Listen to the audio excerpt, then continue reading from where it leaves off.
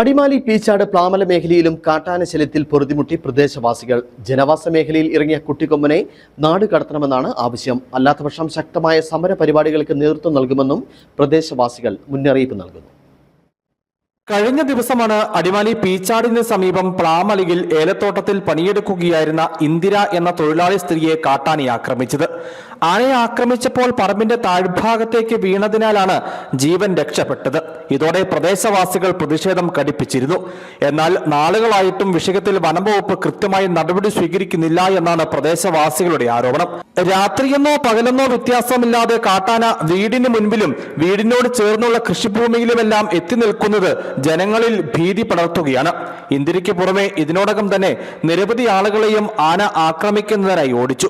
ഭാഗ്യം കൊണ്ട് മാത്രമാണ് ജീവൻ തിരികെ കിട്ടിയതെന്ന് രക്ഷപ്പെട്ടവർ ഭീതിയോടെ പറയുന്നു. ഞാൻ ചായപൊടിയും കഴിഞ്ഞ് നടന്നു വരുമ്പോൾ എന്നെ ആന തിരിച്ച് ഏരത്തിന്റെ അകത്ത് ഇറങ്ങി വന്ന ആന എന്റെ റൂട്ടിക്കടെ ഒരു 10-50 മീറ്റർ ഓടിച്ചു. ജസ്റ്റ് ഇങ്ങനെ ഒന്ന് മുട്ടി.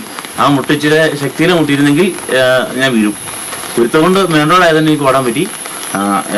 ഇങ്ങനത്തെ ഒരു വഴിയോ അല്ലെങ്കിൽ കയറ്റമാണെങ്കിൽ എനിക്ക് ഓടാൻ പറ്റില്ല, അതിനെ കൊല്ലും. ഈ രീതിയിലാണ് ഇവിടുത്തെ അവസ്ഥ. ഇത് ഈ കഴിഞ്ഞ ദിവസം അടുത്ത ദിവസം ഈ നമ്മുടെ വീടിന്റെ തൊട്ടടുത്തൊരു സംഭവം ഉണ്ടായി. ഒരു ചേച്ചി അവിടെ കായെടുത്തോണ്ടിരിക്കുമായിരുന്നു. ആ ചേച്ചിനെ ആന ഇടിച്ച് മറിച്ച് താഴെ ഇട്ടു. ഒറ്റ ഇടി ഇടിച്ചു. ആ ചേച്ചി തെറിച്ച് 2 ഇടിക്ക് ഇപ്പുറം വന്ന് വീണതുകൊണ്ട് ആ ചേച്ചിനെ കൊല്ലാൻ പറ്റിയില്ല.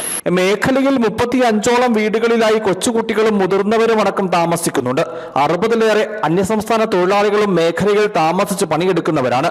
സമാധാനമായി ഇപ്പോൾ വീട്ടിൽ ഉറങ്ങാൻ കഴിയുന്നില്ലെന്നും പ്രദേശവാസികൾ പറയുന്നു. പ്ലാമലയിൽ ജനവാസ മേഖലയിൽ നാളുകളായി കാട്ടാനകൾ കൃഷിനാശം വരുത്തുകയാണ്. ഏക്കർ കണക്കിന് കൃഷിഭൂമിയാണ് ഇതിനോടകം കാട്ടാന നശിപ്പിച്ചത്. കൃഷി വരുമാന മാർഗമാക്കി മുൻപോട്ട് പോയിരുന്നവർ ഇതോടെ പ്രതിസന്ധിയിലായി.